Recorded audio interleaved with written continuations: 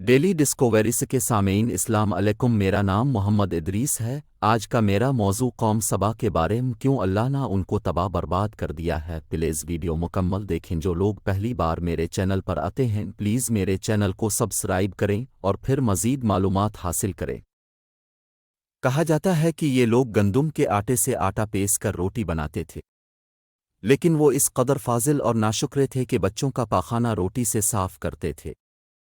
ان آلودہ روٹیوں کو اکٹھا کر کے ایک پہاڑ بنا دیا گیا۔ ایک نیک آدمی وہاں سے گزر رہا تھا، اس نے ایک عورت کو دیکھا جو روٹی سے بچے کے پاخانے کی جگہ صاف کر رہی تھی۔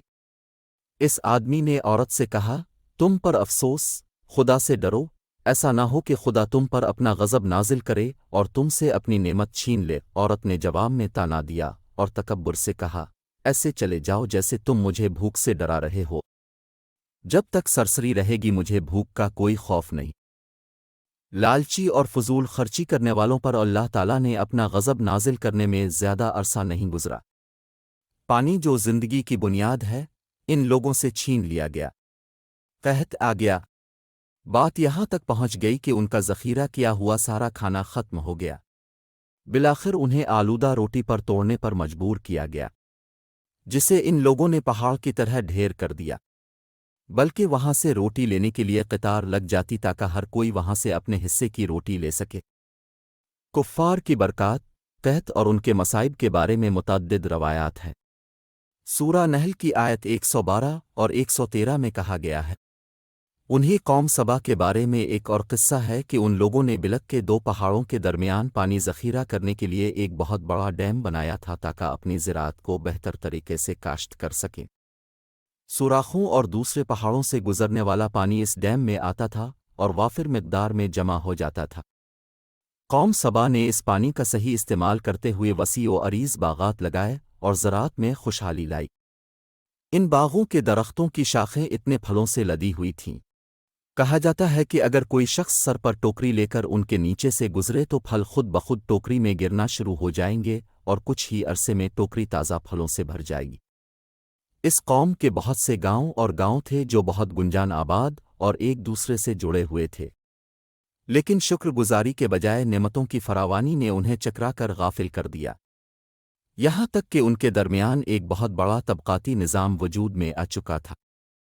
ان میں طاقتور لوگوں نے کمزوروں کا خون چوسنا شروع کر دیا تھا، یہاں تک کہ ان لوگوں نے خدا سے ایک احمقانہ دعا کی جس کا ذکر سورۃ الصبح کی آیت 19 میں ہے۔